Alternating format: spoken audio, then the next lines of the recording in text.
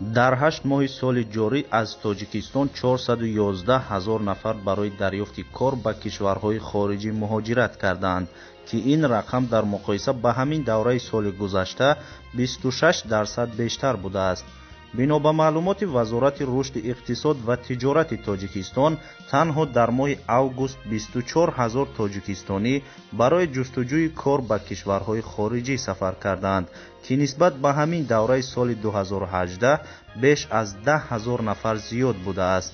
коршиносони масоили иқтисодӣ далели раванди афзоиши теъдоди муҳоҷирони кориро ба беҳбуди вазъи иқтисодӣ дар Русия ва имзои созишномаҳои байнидавлатӣ барои ҳимояи ҳуқуқи муҳоҷирон дар ин кишвар марбут хондаанд.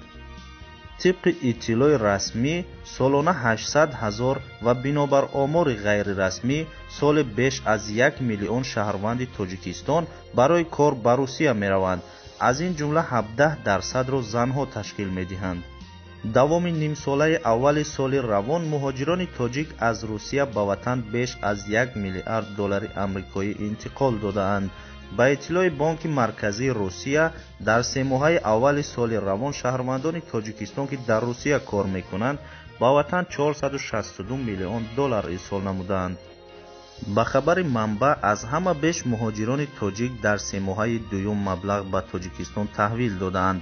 гуфта мешавад, дар се моҳаи дуюм аз ҷониби муҳоҷирони меҳнатӣ 649 миллион доллар ирсол гардидааст.